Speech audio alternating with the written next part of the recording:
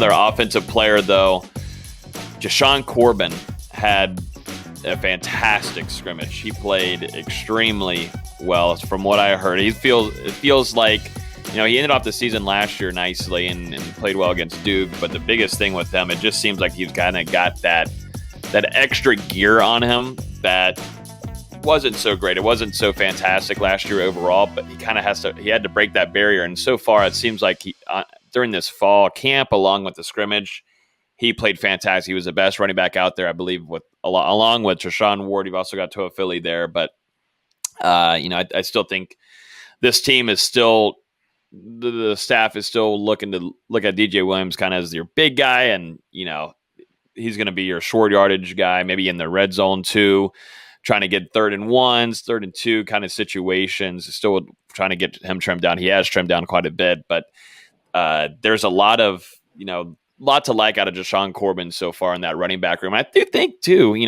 might be maybe tired of hearing about Treshaun Ward, because he was the guy during the spring that impressed me like crazy.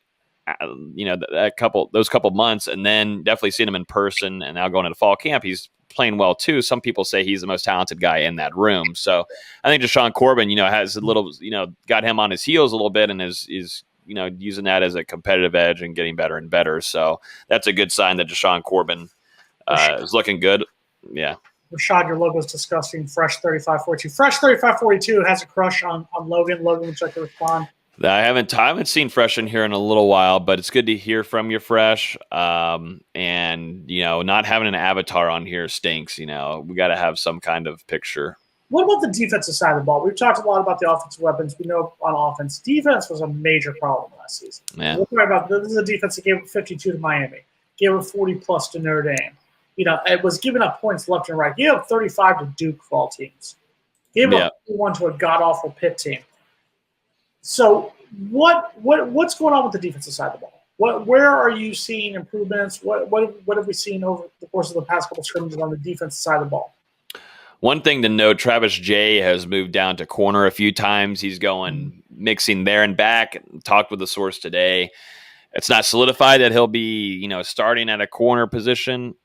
Sorry, I think my thing just went out there, guys. Starting at a corner position or not, he's kind of going hybrid there and back. So we'll see. That's a fun thing to look at, because, he played that at Madison County very well. A very physical guy on the line too, so we'll keep an eye on that. But overall, I think the defensive line just continues to be a menace for this offensive line, and really causing havoc for both quarterbacks, Jordan Travis and McKenzie Milton. And you look at Kier Thomas, we didn't get to see him during the spring, so now that this guy is playing very well in the scrimmage, along with during the camp so far. It's been a nice addition for FSU. Very nice addition. Smart transfer there. And then Jermaine Johnson is Jermaine Johnson, and he's just making plays there and back. Turnover machine. That's the best thing about it. You've got guys on the interior like a Dennis Briggs, who I was really high on last season before coming in. And, he sat out, or I don't like saying sat out, but took time off because of COVID to take care of family, and came back in great shape and played well too. You got Dennis Briggs there. You got Robert Cooper and Fabian Lovett. That defensive line, at least that first kind of tier guys, those guys are just taking care of business right there. So there's a lot of positives, I think, more on that defensive line, and a little bit more question marks on the linebackers and where you're going to be putting those DBs at. Who's going to fit perfectly? I'm not worried too much about Jeremy Robinson, but who's going to be the next starting safety? You've got guys with experience, Renardo Green, you've got Brendan Gant. The safeties, just who's going to be fitting where the best and whatever kind of packages you're using. But really, linebacker wise, this is a big year for that linebacker room. You've got Lundy, you've got Steven Dix Jr. There are still some things that I think, in coverage that need to be worked on from what I've been told.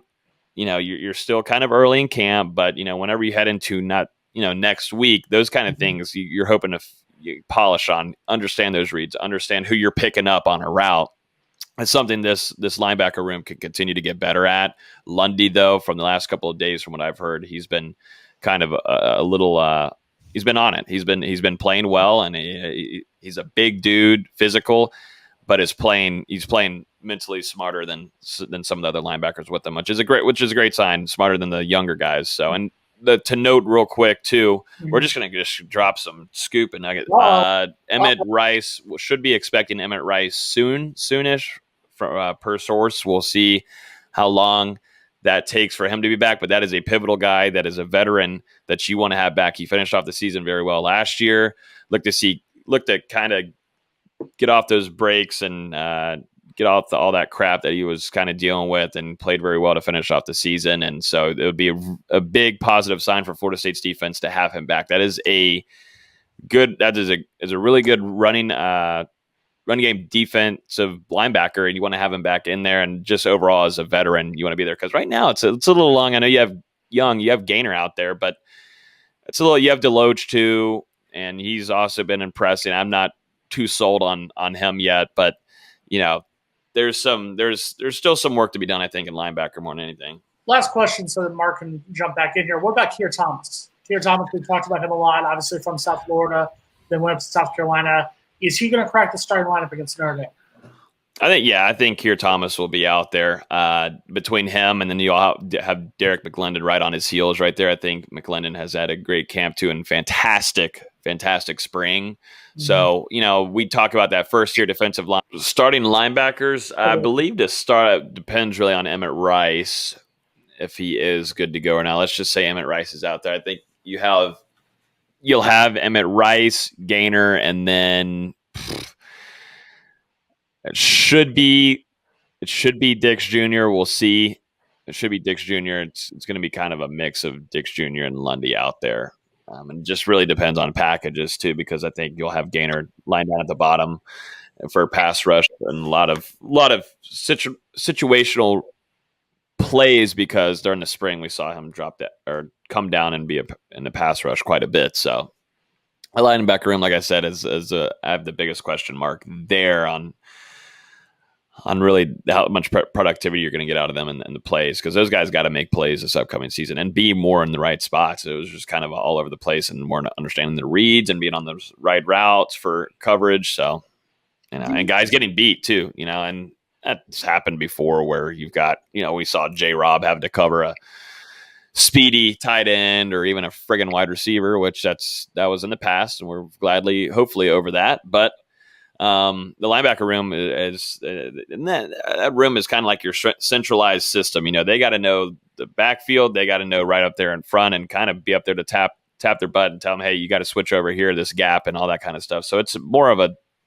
definitely more of the brain, I think, of the defense. But really, I'd like to see a veteran Emmett Rice back, because he's got to be back. And we'll see. Maybe it's next week, or it might be the week before the season starts. I don't know. And that really depends if Norvell feels comfortable with throwing him out there against Notre Dame. And, we've seen it before where, Dennis Briggs came back and he came back in good shape, and he was thrown out there and then the first week he came back. So, Do you see any similarities, and we're talking about this at work, do you see any similarities between Emmett Rice and Matthew Thomas? Matthew Thomas is a guy who came in highly recruited from Miami, didn't really achieve anything until his senior year, and then did well enough in the senior year to end up signing with your Steelers in the NFL. Do you see Emmett Rice is kind of being along that way? So Emmett Rice has kind of flown under the radar, had a few good moments, but kind of flown under the radar, and then he's ready to just excel in the senior season?